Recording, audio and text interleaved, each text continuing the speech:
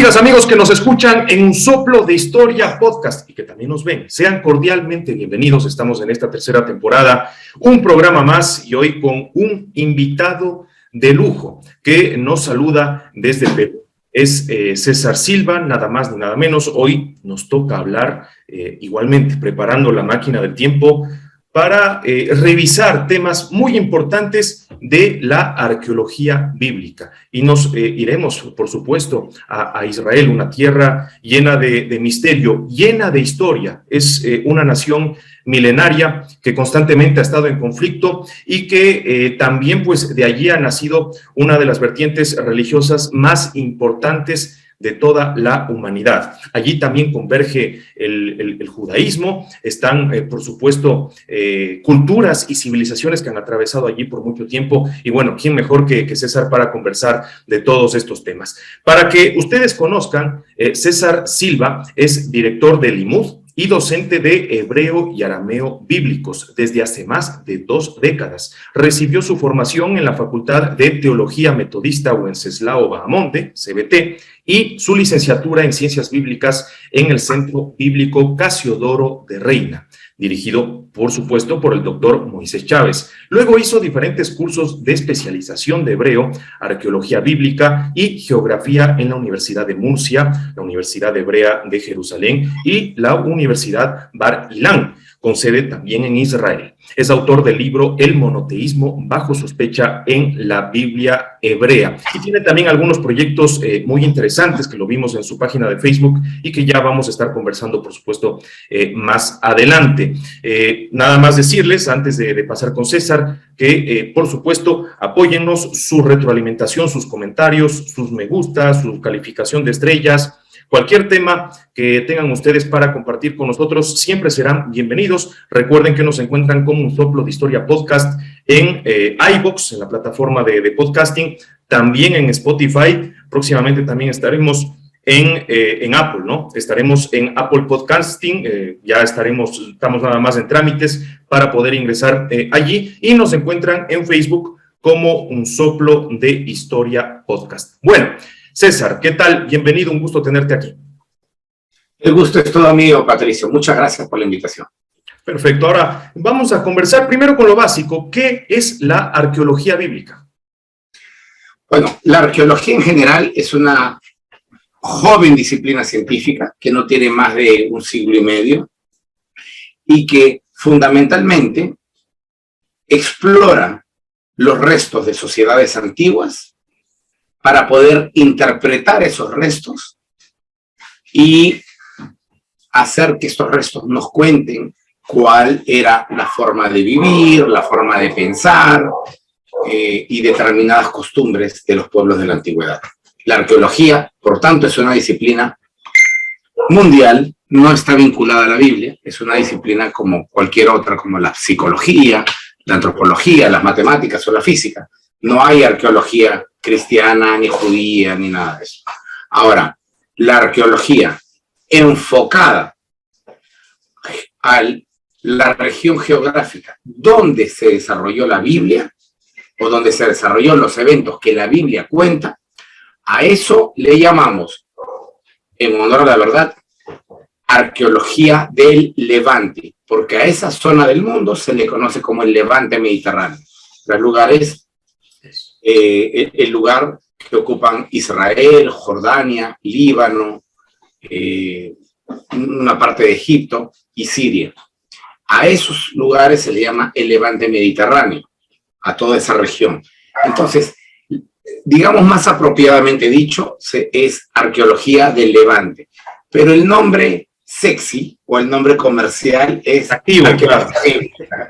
arqueología bíblica. El nombre que engancha, perfecto, sí. Pero realmente, como dice César, el más apropiado, arqueología de Levante por la zona y por la región y la especialización en sí que a esto debe, ¿no? Y bueno, ¿qué hallazgos importantes se han dado? Se entiende mucho que, bueno, si hablamos de arqueología de Levante, pues, bueno, allí ya hablamos de fenicios, hablamos de otros pueblos muy importantes que marcaron la historia. Pero en sí, por ejemplo, dentro de poblaciones que hemos encontrado en Israel, dentro de las culturas hebreas, dentro de las culturas arameas. ¿Qué es lo que se ha podido encontrar o qué trabajos de contrastación se han dado? Por ejemplo, en el caso de la Biblia, ¿no? Si podemos tener ahí un punto de partida. Bueno, Patricio, la pregunta es amplia, sin duda alguna. No obstante, intentaré hacer algo, digamos, que pueda ser entendido por la mayoría de tus amables oyentes. Mira, la Biblia, en primer lugar, como tal, no es un libro de historia y la Biblia no nos narra los eventos porque tiene el interés de transmitirnos historia. La Biblia nos narra los eventos en la medida en que tiene un objetivo, y el objetivo es religioso. Es decir, yo no narro la historia por el simple hecho de que amo la historia. Eso no es así. De contar acontecimientos, claro. Exactamente. Un historiador el día de hoy, para hacer historia, necesita fuentes, evidencias, testigos, fechas comprobables. Entonces recién puede empezar a organizar un periodo de la historia.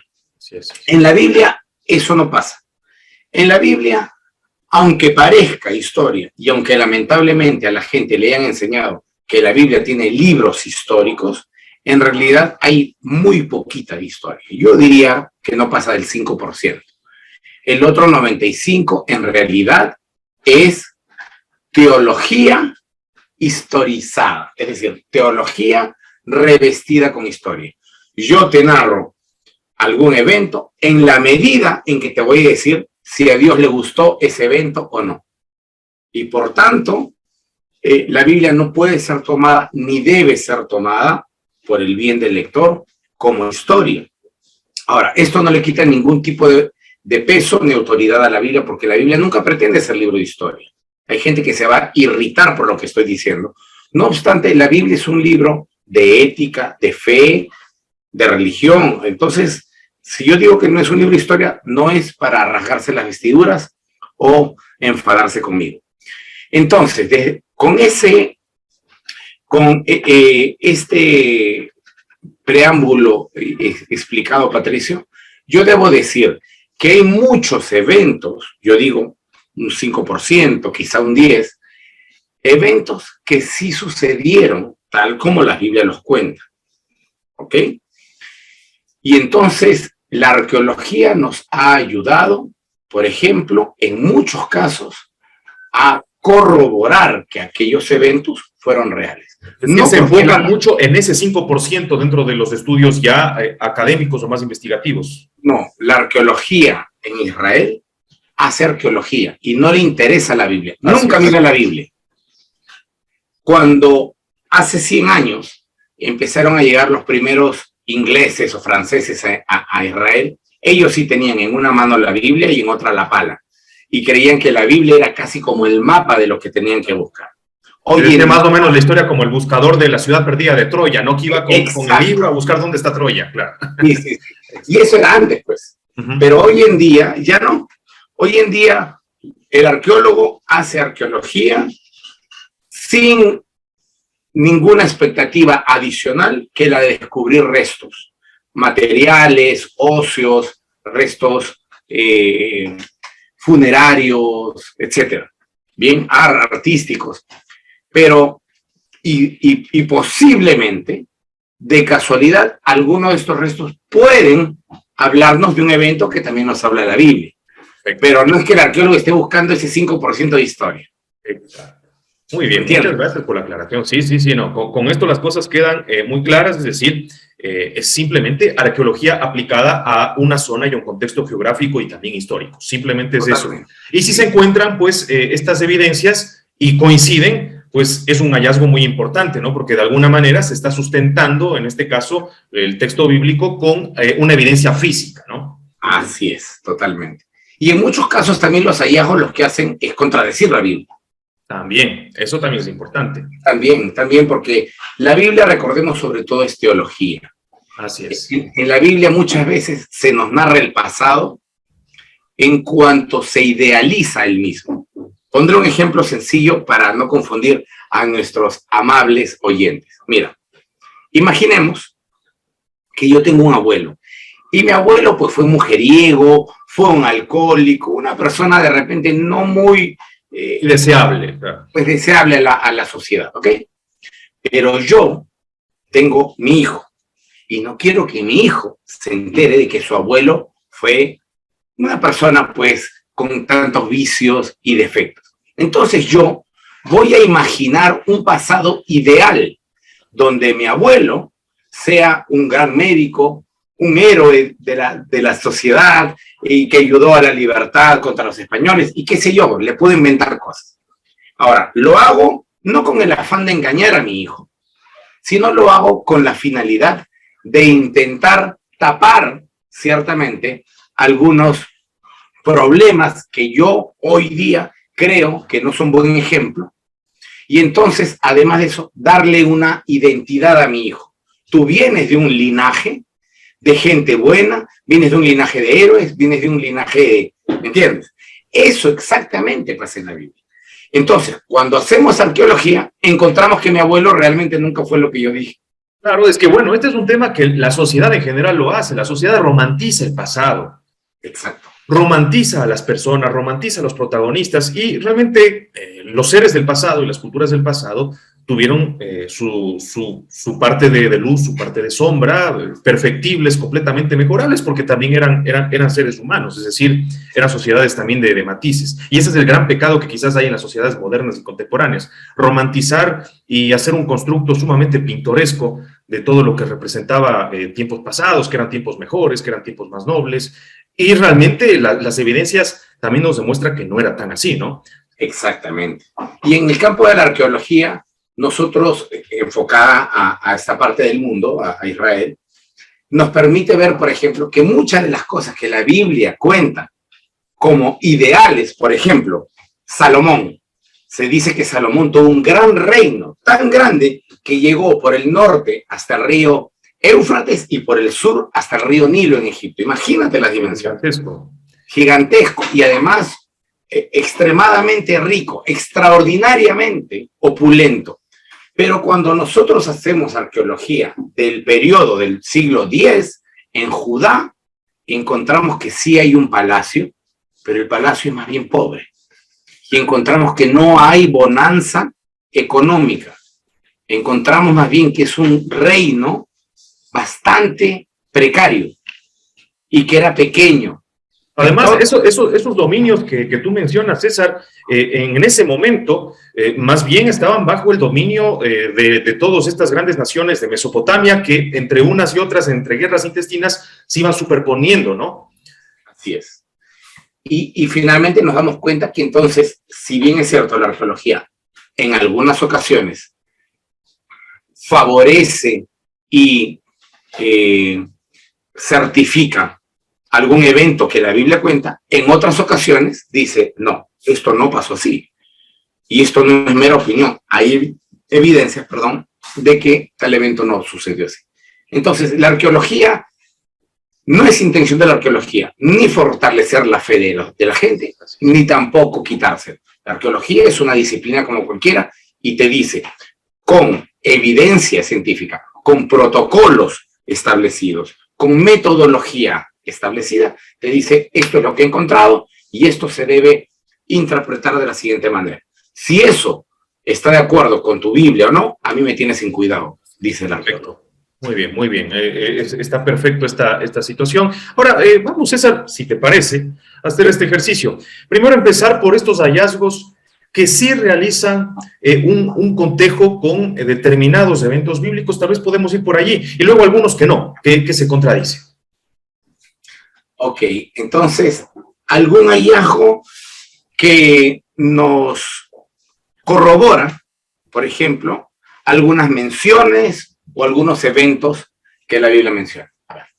En el año 2015, hace muy poquito, la arqueóloga Eilat Mazar, de la Universidad Hebrea de Jerusalén, a quien tuve el honor de conocer, halló de manera fortuita, esto es casual, en Givati, es decir, en la ciudad de David, encontró 2 sellos. en realidad 3 sellos. 2 de ellos decían Le Hizkiyahu Melech Yehuda en hebreo, de Ezequías, rey de Judá. Habrá que decirle a tus oyentes y a las personas que nos miren también por el video, que en el mundo antiguo se solía enviar, por ejemplo, cartas de esta manera, luego se ponía aquí una resina para sellar, y el rey sellaba esta resina con un anillo que tenía en el dedo medio de su mano, y entonces quedaba el sello aquí. Entonces, esto era la evidencia de que el rey era quien había mandado determinado decreto o determinada orden. Entonces, en este sello nosotros encontramos algo interesantísimo, y es que el rey Ezequías, de quien no tenemos ninguna evidencia, o no teníamos, aparecieron 2 sellos personales de él. Esto, por supuesto, corrobora al menos que existió. No corrobora que todo lo que la Biblia cuenta de él sea cierto, pero sí corrobora que existió este tipo, este rey llamado Ezequías, por ejemplo.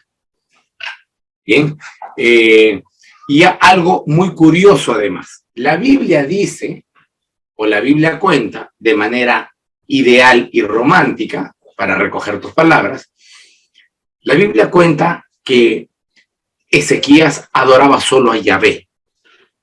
No obstante, en los 2 sellos que se encontraron de él, en el centro del sello está el dios egipcio Amon-Ra.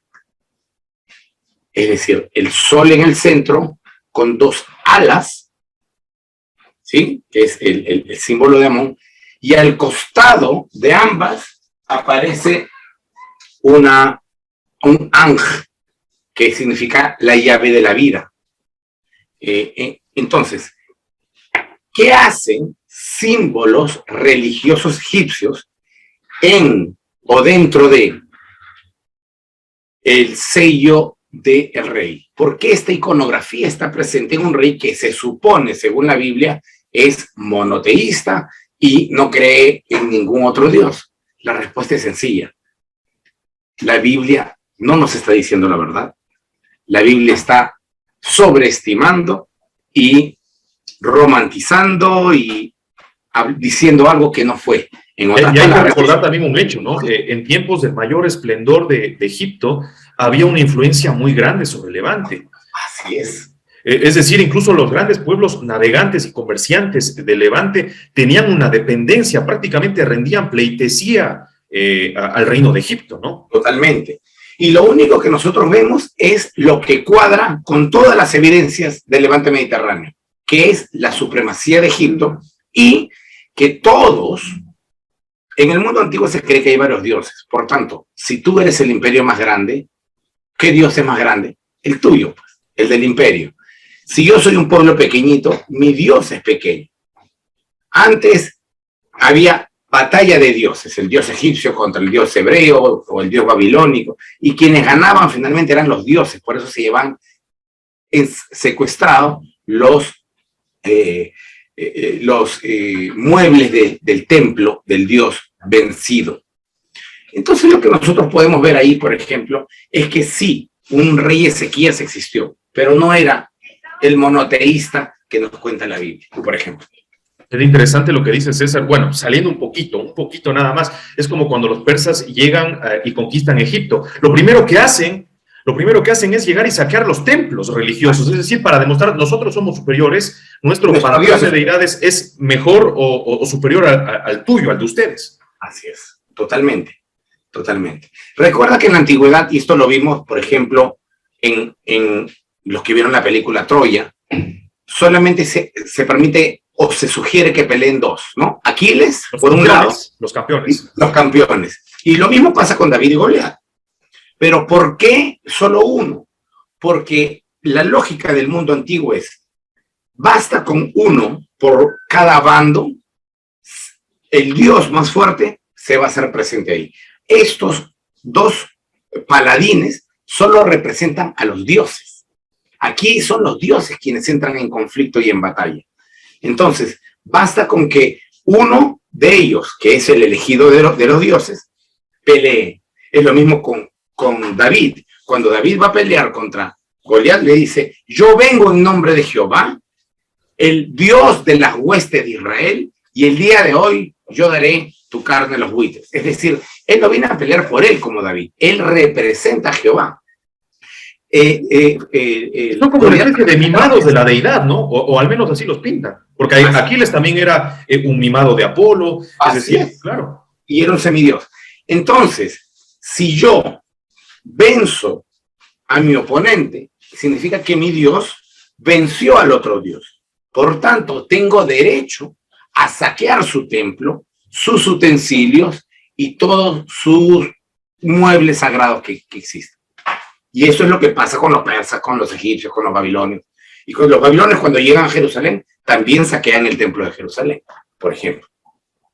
Perfecto, perfecto. No sé si tienes algún otro dato de estos curiosos que sí se contrastan positivamente con lo hallado en la Biblia. Si no, también podemos pasar a la otra línea, quizás lo que no se ha logrado contrastar o que se ha contradicho, perdón. Por ejemplo, en un programa anterior que hicimos en el Soplo de Historia, hablamos sobre Sargón el Grande, Sargón de Acadia, ¿no? Que es prácticamente el primer imperio de la humanidad dentro de la evidencia que se ha hallado. Y lo interesante con Sargón de Acadia es que mantiene similitudes muy, muy grandes con Moisés, ¿no? Sobre todo con el tema del cesto que va por el río. Obviamente que el uno está en el río Éufrates, Moisés en cambio va por el río Nilo, pero están con las canastas de mimbre, es abandonado, luego es recogido y ambos de alguna forma se vinculan al palacio, a la vida del palacio. Entonces, son situaciones muy curiosas que se han podido encontrar ahí. César, quizás un poco tu comentario y tu análisis sobre estos temas también.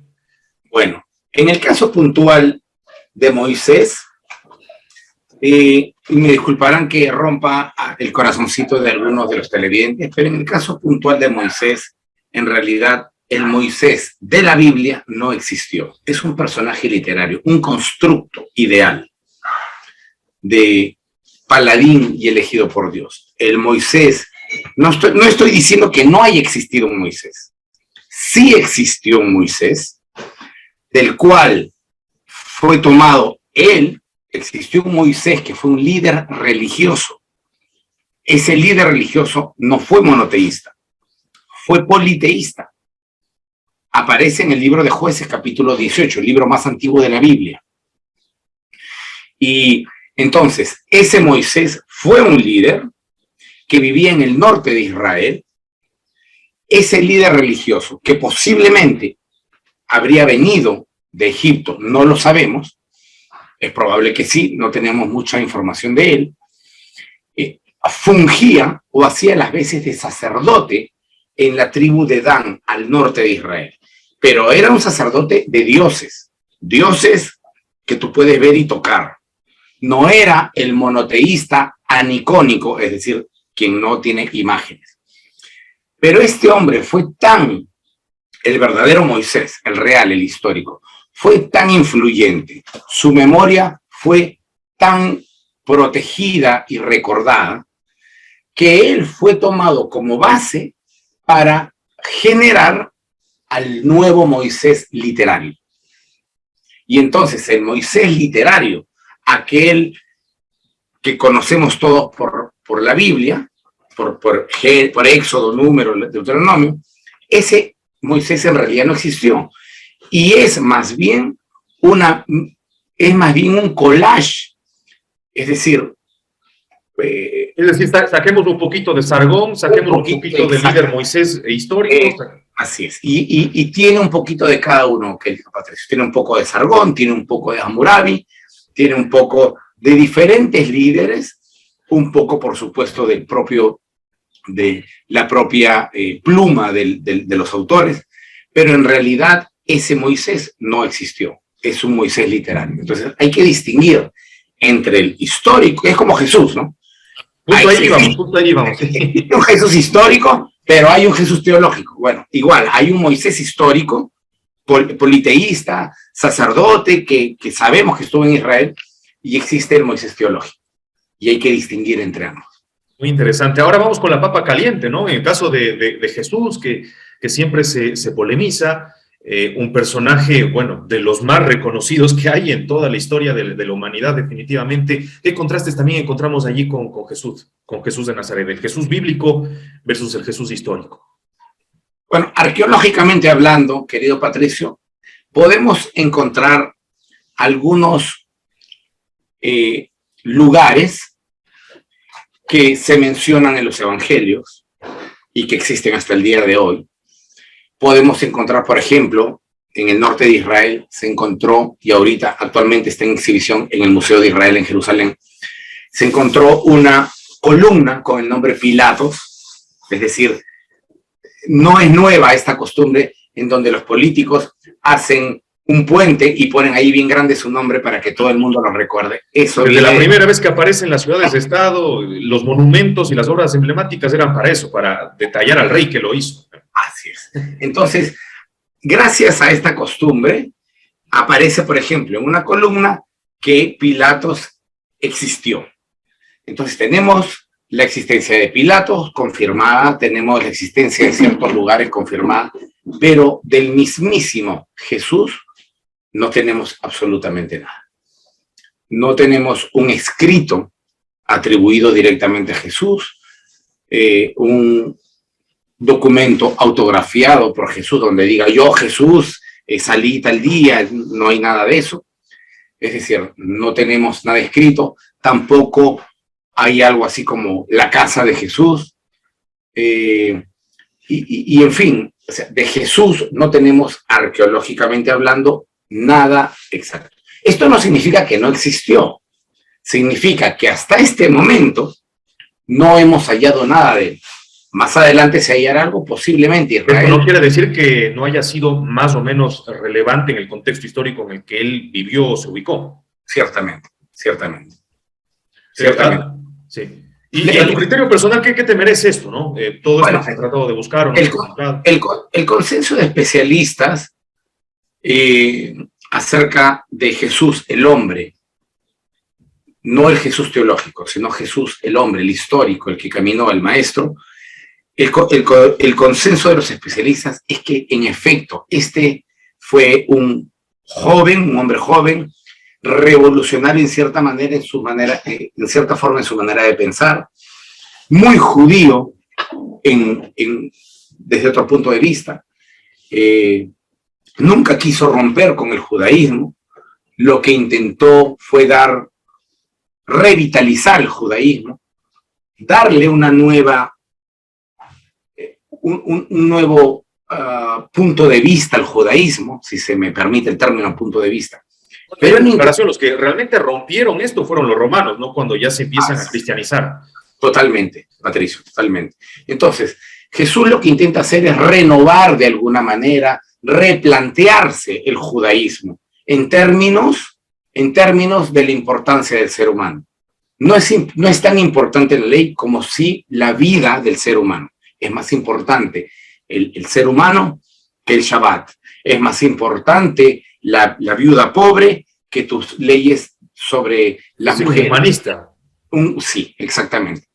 Entonces, ese Jesús es el que, digamos, sacando todas las capas teológicas de los evangelios, es el que nos queda. Un Jesús muy judío, que no quiso romper con su religión, que quiso más bien revitalizarla, dicho de alguna manera, y que al fin y al cabo tuvo muchos seguidores, muchos alumnos o discípulos, como se les llama, y el cual no le interesó dejar algún tipo de documentación atribuida a él, ni tampoco ningún tipo de evidencia. Para él estaba haciendo esto en algún momento. Parece ser que sí creyó que él era el Mesías, era aquel quien Dios le había encargado una misión, y que, según los indicadores y la contrastación de textos entre los evangelios, los hechos y algunas frases de Pablo, más bien parece haber sido crucificado como un sedicioso, esto es, alguien que está en contra de la política de Roma, un subversivo, y luego de haber sido crucificado por subversivo, pues fue enterrado. No se puede hablar, por supuesto, de un evento llamado resurrección, porque eso es simplemente un evento que se puede narrar desde la fe, no desde la historia. Para que un evento sea histórico, y aquí corto para que tú continúes, para que un evento sea histórico, es que quiero explicarle esto a los amigos, para que no crean que yo estoy hablando desde el ateísmo. Para que un evento sea histórico o científico, el evento tiene que ser repetible, objetivo, descriptible, tabulable. Si yo digo, por ejemplo, yo me puedo tirar desde el 7º piso a una piscina, tú eres libre de cuestionar eso, pero yo puedo subir varias veces al 7º piso y tirarme nuevamente. Entonces, el evento es repetible, es observable por muchas personas, de manera objetiva. Pueden tomar fotografías, es tabulable, es decir, puedes tomar una tabla y decir, ahora demoró 5 segundos en caer, ahora 7. Se puede documentar. Se puede documentar. Y esto entra dentro de carácter historiográfico. Pero si tú me dices, yo vi un elefante de color rosa volando, y no me puedes confirmar esto con una fotografía, no puede ser repetido, no hay testigos, entonces simplemente eso es algo subjetivo que tú crees haber visto y que yo simplemente diré y para mí quedará como una anécdota, pero no puede ser analizado por ninguna disciplina científica. Y eso es lo que pasa con la resurrección. Perfecto, es decir, un poco yendo quizás más allá, ¿no? Sin el ánimo tampoco de polemizar, aunque quizás la pregunta suene así. El Jesús bíblico entonces tendría también esta similitud con el Moisés bíblico, es decir, pasaría casi a ser un constructo de distintas partes, ¿no? Le voy poniendo acá porque hay muchos eventos también que se asocian a Jesús, ¿no? Las bodas de Canaán, que el vino, el agua en vino, los distintos milagros, todos estos eventos. El Jesús bíblico teológico también es un collage. Tiene una parte importante de Zoroastro, el nacimiento virginal, la idea mesiánica, etcétera, una serie de cosas. Tiene un poco de Moisés, tiene un poco de Elías, tiene un poco de David. Es un collage de lo que los autores esperaban o tenían como expectativa que fuera el Mesías. Entonces, realmente no podemos decir si lo fue o no, porque nunca lo vimos a Jesús ni sabemos nada de él. Pero lo que sabemos es que los autores se inspiraron para organizar esta historia en otros eventos. Un tema importante ahí para aclarar antes de pasar ya al campo netamente arqueológico, de sitios visitados y demás, es que, claro, también a Jesús mucho se lo ha representado históricamente, y esto hay que decirlo, viene ya un poco desde la época medieval, se lo occidentaliza bastante a la posible apariencia física que tenía Jesús de Nazaret, y hasta las producciones más recientes de Hollywood aparece pues un hombre rubio, barbado, esbelto, alto, de más de 1,80 m de estatura, con un cuerpo tonificado. Totalmente occidentalizado. Así es, y bueno, últimamente en redes sociales, en los últimos años podría decirse, ¿no? Han circulado ciertas investigaciones o aparentes investigaciones que hacen una reconstrucción hipotética, ¿no? Porque no hay, ni siquiera hay restos óseos para poder constatar de cómo habría sido, pues, la cara, el rostro de Jesús de Nazaret, y en este caso, pues, aparece un tipo, digamos, genérico de las personas que habitaban esa zona de Levante, ¿no? Que tenían, pues, una tez un poco más trigueña, es decir, más mediterráneo, podría decirse. Entonces, ahí, ¿qué nos puedes comentar? Bueno, la reconstrucción a la cual hace referencia es una imagen icónica ya que ha circulado mucho. Fue hecha en base a un pequeño pueblito que hay en el norte de Israel, y en ese pequeño pueblo hay varias familias que durante más de 2000 años viven en Israel y que nunca se movieron. Entonces, tomaron un poco, digamos, porque no tuvieron tanta mezcla, claro. Así es, exactamente. Entonces, porque el resto de judíos está hipermezclado con europeos. Ah, sí, por supuesto. Son más europeos. Son más europeos que semitas como tal. Entonces, tomaron, digamos, una parte de no sé si el genoma, no sé si solamente el biotipo físico, no estoy muy seguro de qué fue lo que exactamente tomaron, pero sí sé que estas familias fueron parte importante del muestreo. Además de ello, también tomaron algunos cráneos del siglo I. Y en base a esto reconstruyeron la imagen de un judío promedio, no de Jesús, de un judío más o menos promedio en cuanto a su biotipo, a las facciones de su rostro, y lo que dijeron es, bueno, Jesús habrá sido más o menos como este tipo. Y eso es lo más que nos podemos, perdón, eso es lo máximo que nos podemos acercar al Jesús real. Pero no es que hayan encontrado, digamos, el cráneo de Jesús. Ahora, sí hay un problema muy, pero muy serio, y te contaré aquí, posiblemente sepas ya esto, posiblemente no, pero hace pocos años, siempre en Israel, o en gran medida, los descubrimientos son fortuitos cuando van haciendo excavaciones para levantar nuevos condominios, edificios o puentes. Bueno, en este caso iban a levantar un nuevo edificio para los nuevos colonos. Eso era todo un problema para los constructores, ¿no? En Israel hacer un edificio. Es un problema porque les paran la obra cada... Debe estar lleno de vestigios arqueológicos. Sí, y cada 3 días le dicen, alto ahí, y tienen que quedarse la obra parada 1 mes, 2 meses, y de nuevo 3 días siguen trabajando y de nuevo los detienen. Es un problema. Pero bueno, lo que encontraron es que en el barrio judío, en Jerusalén, llamado Talpiot, hoy en día, se encontró una especie de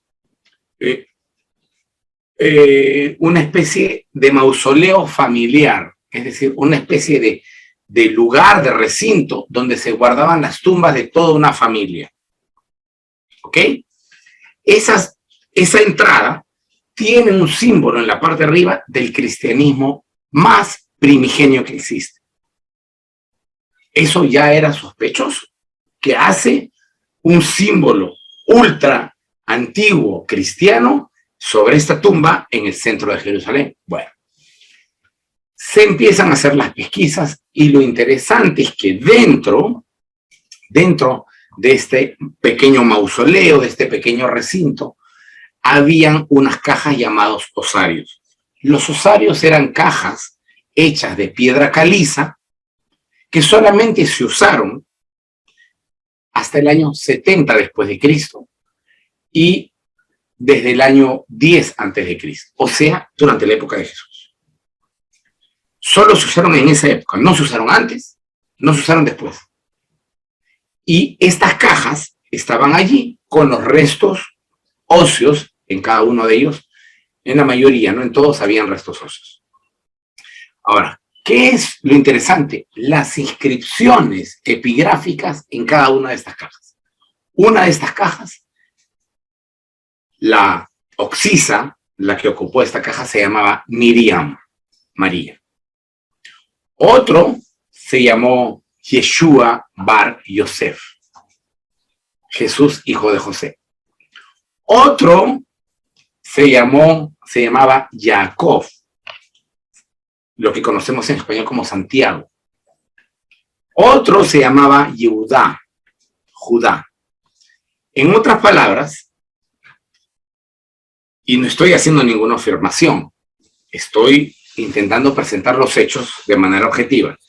Todos los osarios de esa tumba o de ese pequeño mausoleo o recinto tienen nombres que coinciden con los nombres que los evangelios dicen que eran familiares de Jesús. ¿Estoy afirmando que eran los mismos que es la familia de Jesús? No, no estoy afirmando eso. Pero la idea es muy sugestiva. Y además, insisto en que es muy difícil de que todos los nombres se dupliquen. Es demasiada coincidencia, ¿no? Es demasiada coincidencia. ¿Ok? No podemos... Ah, y otra cosa más. En uno de los osarios se encontró un calcañar, es decir, la parte de atrás del talón de un hombre con un clavo atravesado. Es decir, que había muerto crucificado. Todo eso está en exhibición en el Museo de Israel. No es cuento, no es broma, ni sensacionalismo. Insisto, no estoy afirmando que sea Jesús, pero ya me dirán ustedes si todos los que les cuento no les lleva a suponer que es así, por, como dices, Patricio, es demasiada coincidencia.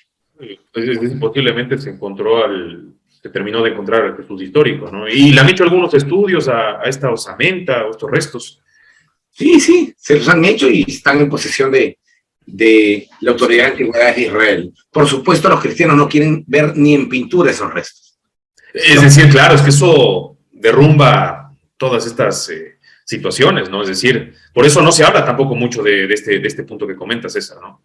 Para los que desean investigar, yo les invito, les promuevo, busquen la tumba de Talpiot. La tumba de Talpiot. ¿Ok? Y traten de no ver documentales, hay documentales, digamos, de carácter más hollywoodense que otra cosa. Traten de buscar la información desde la Autoridad de Antigüedades de Israel, desde el Museo mismo de Israel, investiguen qué es lo que dice cada una de las piezas y ustedes saquen sus propias conclusiones. Perfecto, César. Muy bien. Bueno, ahora ya entrando en materia del campo arqueológico, cuéntanos actualmente si estás relacionado a algún proyecto. Bueno, veo que en Facebook estás también promocionando estas experiencias arqueológicas. Me corriges si estoy mal, para el público en general que quiera sumarse y pueda vivir in situ, lo que sería pues poder disfrutar de todas estas campañas que se viven en Israel. Me parece que es en Megido, que vas a estar o que se planifica estar. Cuéntanos un poco de qué trata, en qué consiste todo este proyecto muy interesante que lo estamos viendo. Bueno, durante los últimos años hemos viajado cada año a Israel para participar e integrarnos de alguna expedición arqueológica. Antes del corona estuvimos en Jerusalén, en Kiryat Yearim. Este año vamos a participar en la excavación de la ciudad de Megido, una ciudad extremadamente importante.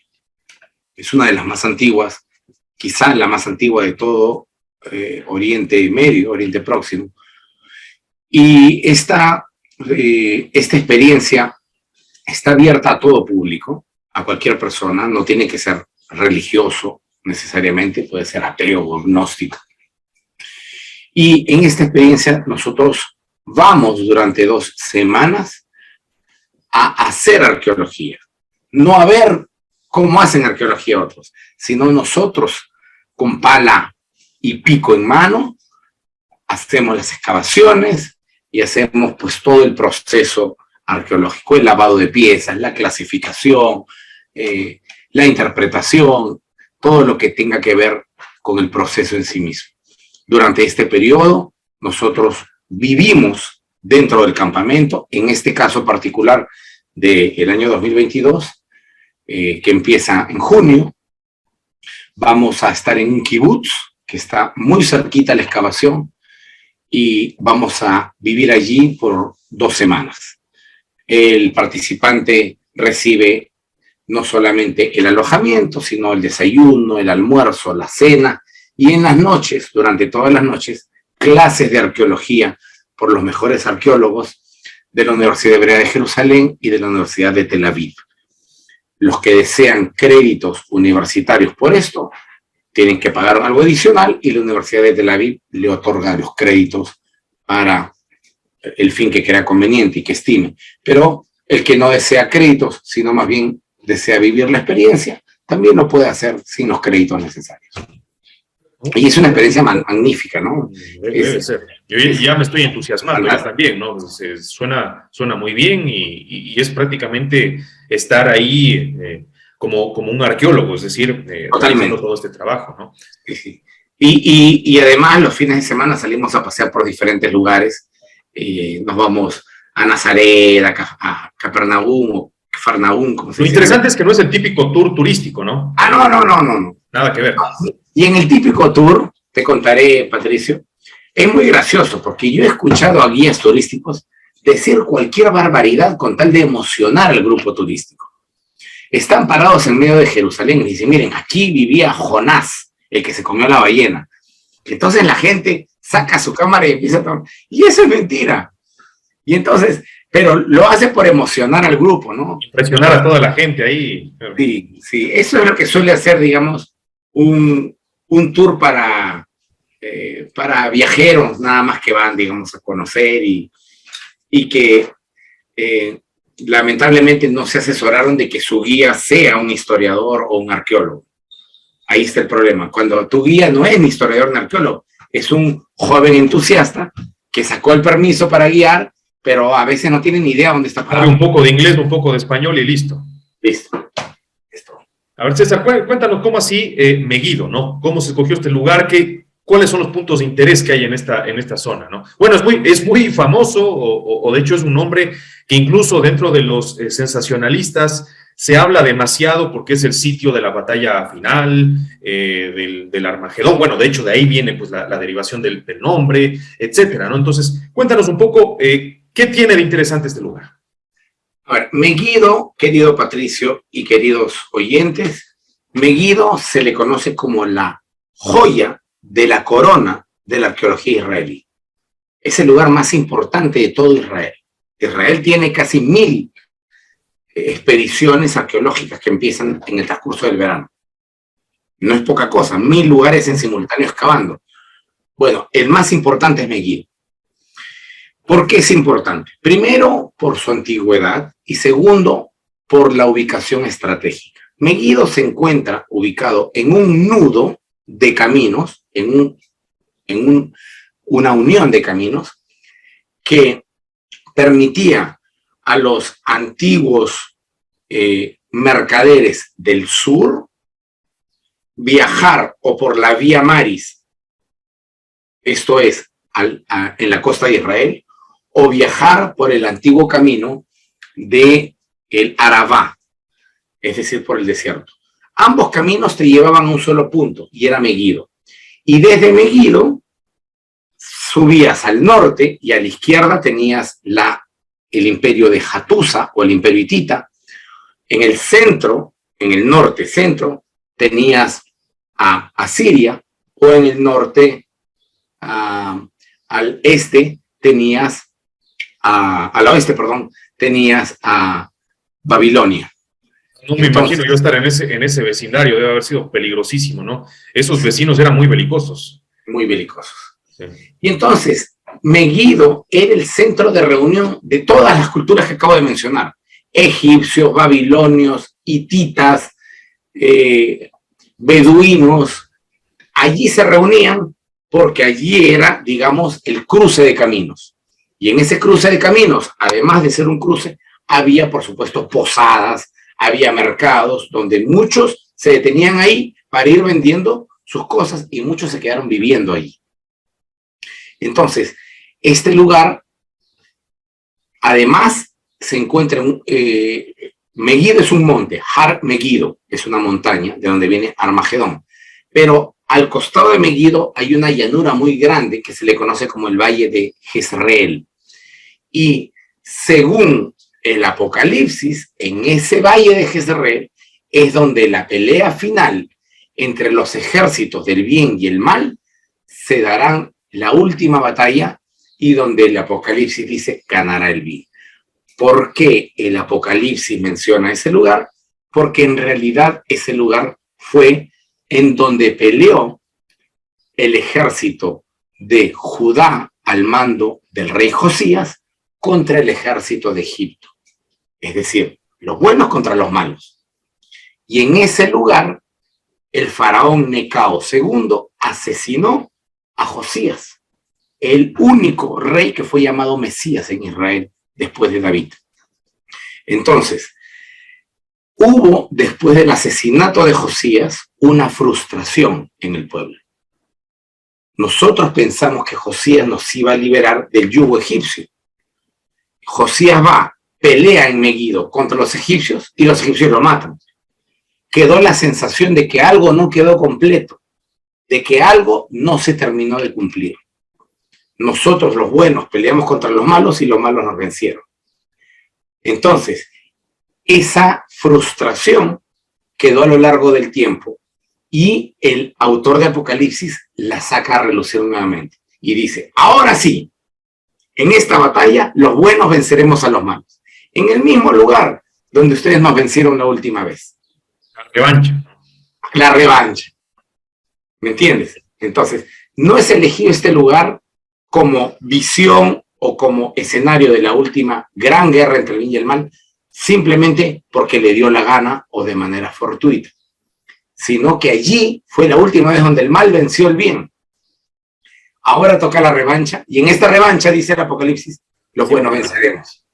Así perfecto, perfecto. El lugar es en extremo importante. Sí, de seguro que sí. Lo hemos visto en algunos videos. Esperemos algún momento también poder ahí acompañar, y también invitamos a la gente, a los entusiastas de la historia, de la arqueología, que también se puedan sumar a esta iniciativa de César. Bueno, también sé que das cursos de arameo, de hebreo. Cuéntanos también un poquito de eso ya en la parte final. Bueno, yo soy el fundador del Centro de Estudios Bíblicos Limud, una modesta institución académica que estudia la Biblia, no con sesgos religiosos.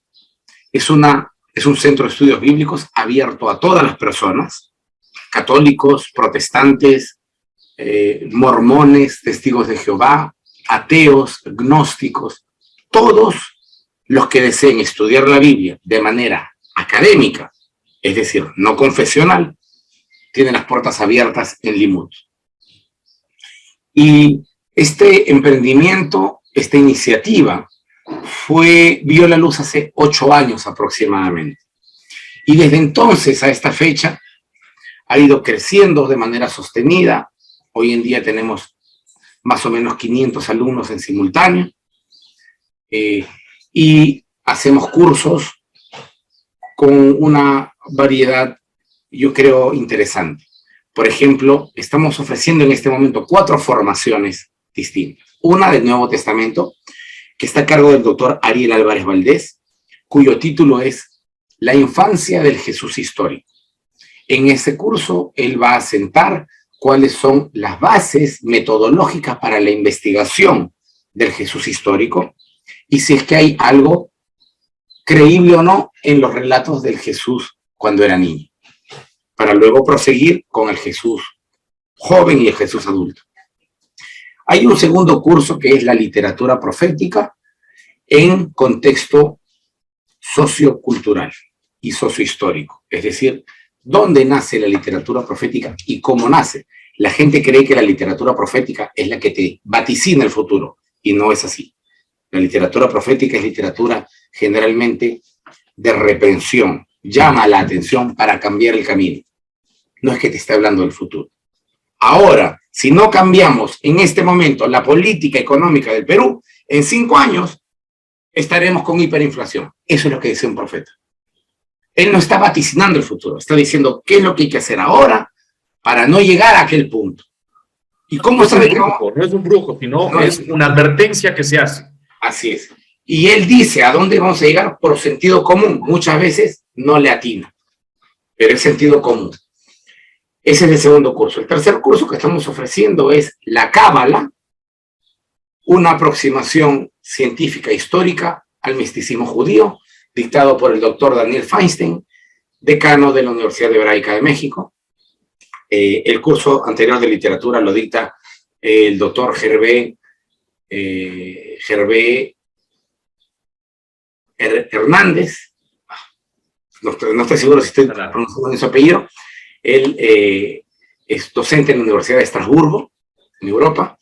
Y finalmente tenemos un cuarto curso, que es uno de los que a mí más me llama la atención y más me gusta, que se llama La Biblia en el cine y en el arte. Cómo la Biblia ha sido inspiración inagotable para diferentes historias que se han forjado a partir de historias mesiánicas o a partir de historias bíblicas, como puede ser Superman, Harry Potter, Matrix, El Señor de los Anillos, o las mismas películas de Jesús, etc. Esto Este curso va a ser impartido por la doctora Cristina Expósito de la Universidad Complutense de Madrid. Entonces, los cinéfilos van a tener la oportunidad de analizar el séptimo arte y la Biblia en conjunto. Es una oportunidad muy bonita. Así que intentamos brindarle a todos nuestros estudiantes, querido Patricio, diversidad y seriedad al abordar cada curso.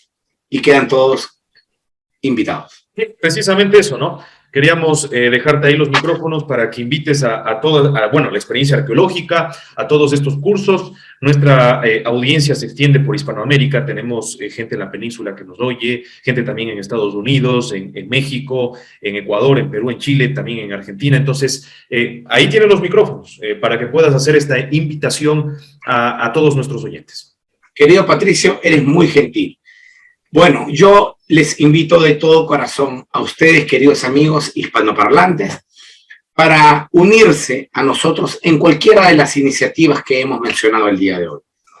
Puede ser que seas un amante de la arqueología, comunícate con nosotros y para darte los detalles de los pasos que tienes que seguir para acompañarnos en el grupo Limud, que este año se va a Israel, a el yacimiento arqueológico de Megiddo. O quizá eres de estos estudiantes eternos, como es mi caso, que nunca nos cansamos de seguir indagando y aprendiendo y deseas unirte también a alguno de los cursos que ofrecemos. Son cursos de altísimo nivel académico y de bajísimo precio. Entonces, y los cursos son dictados online, los puedes tomar desde cualquier parte del mundo y sobre todo son dados sin ningún sesgo religioso. Nadie va a decirte que creas que Jesucristo es Dios, o que María fue siempre virgen, o que le reces a la Virgen. No. Aquí no tratamos ningún tema desde el punto de vista religioso, sino desde el punto de vista netamente académico, histórico, lingüístico, filológico, etc. Les hago la invitación y ojalá que algunos de tus distinguidos oyentes también pueda unirse a nosotros. Muchas gracias. ¿Cómo les contactan?